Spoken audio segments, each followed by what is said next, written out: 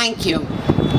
I speak today prayerfully and hopefully that our country will respond to the proposed mandate for health services, not solely from a political perspective, but from a passionate desire to see our First Amendment rights, which include religious freedom, maintained and sustained for all future generations.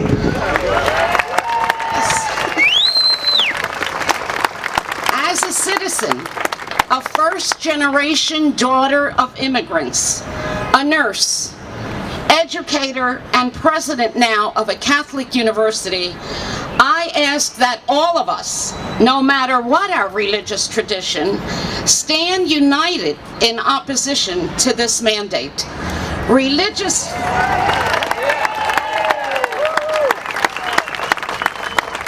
As we have heard, religious freedom in this country is a core value. It is basic and central to the reason why so many have come and continue to come from all parts of the world to our United States of America. Even in its most trying times, this country is viewed as the haven, the place to be, so as to enjoy and practice one's own religious tradition.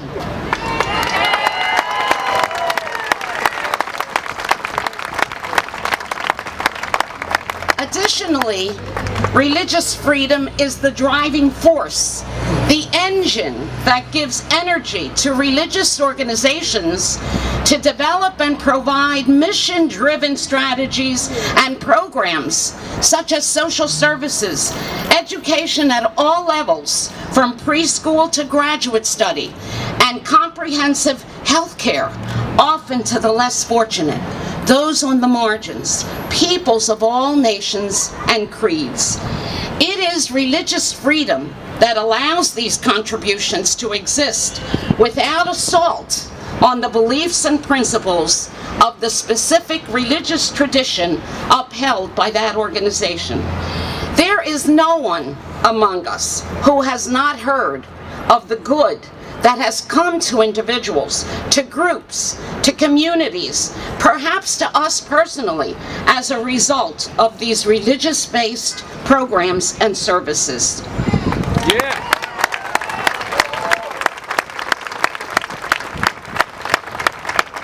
Specifically, as a result of this mandate, Catholic higher education will cease to have the richness of experience currently desired and enjoyed by so many across all religious traditions. This mandate redefines a religious institution, and as a result, will force the demise or reduce its reach in providing a values-laden educational experience. It is critical to know that the Catholic higher education experience, if it is lost, is a loss of an experience that respects and reverences all creation. It is one that embraces and nurtures the beauty of diversity and develops the intellect, the spirit, and the body.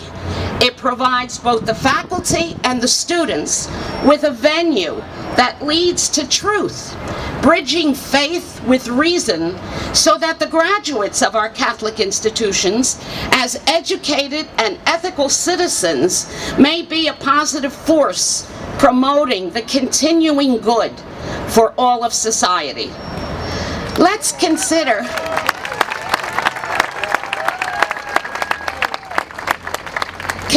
with me more closely the current students in our religious-based colleges and universities. With this mandate, the diversity disappears. The richness and potential for intercultural dialogue weakens. Healthcare coverage could disappear, and the institution's mission is violated. Students whose religious tradition is that of the college, university, who may be the only ones able to be recruited, give up the rich experience of that interfaith dialogue and the opportunities for evangelization. These students may and are losing today, are losing health care coverage totally, and will find their tuition increasing so as to compensate for the institution's need to bolster back office operations to ensure religious background checks when hiring and or recruiting. For those organizations that choose not to comply, large penalties will ultimately force some, if not many, to close or to abandon their mission. It is critical to note that the proposed redefinition of a religious organization and healthcare mandate is all about creating policy that infringes on everyone's rights across all ages and across all religious traditions.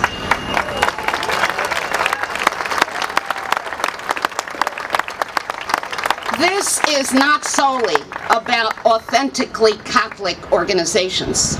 This move and the accommodations suggested, which by the way is not written into the law, will touch all religious organizations by forcing us to facilitate and fund services that violate our religious organizations' beliefs and sacred tenets. This is a flagrant violation of religious freedom.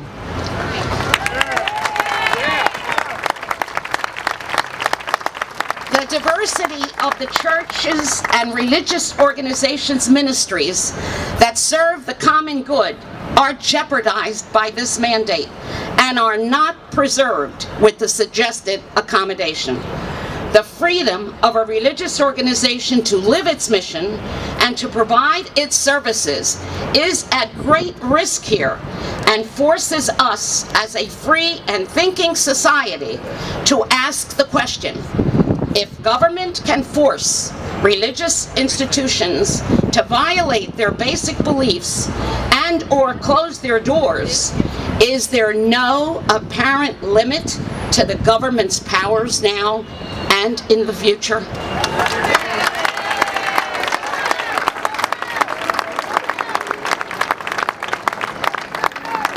You and I here know that allowing people and organizations to live their religious mission authentically is the right thing to do, and it is key to protecting the First Amendment rights for all Americans.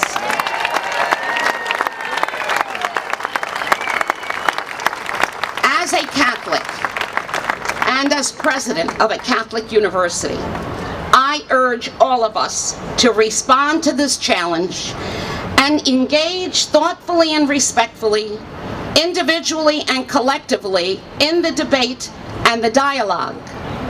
If the debate and dialogue do not lead to retaining our freedom, then we must join in the fight to preserve religious freedom.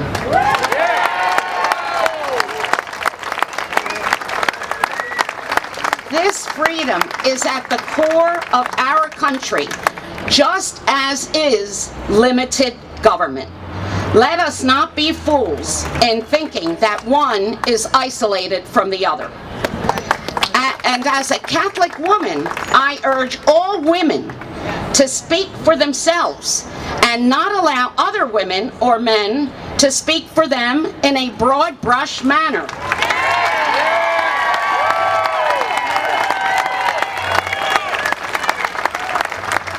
Many women like me care about religious freedom and are intelligent enough to realize that the question, what precisely is being prevented with the use of birth control as preventative health care?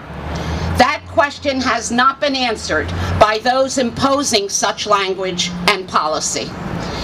You know, educators today in general are being asked to go back to the basics so that our children may have a solid foundation for in-depth future study and preparation for a life that will contribute to the continual improvement of our world.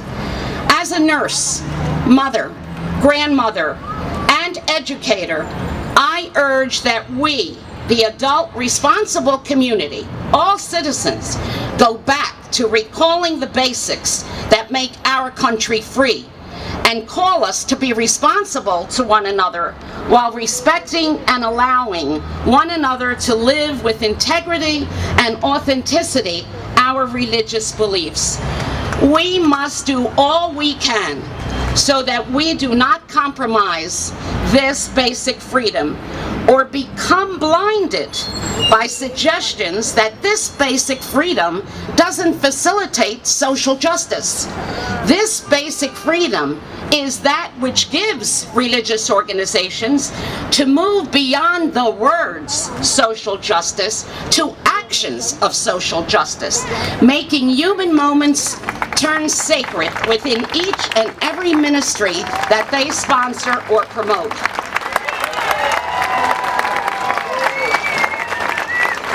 May God bless America, and may God give each of us the wisdom and fortitude to do what we must do to defend religious freedom. Thank you.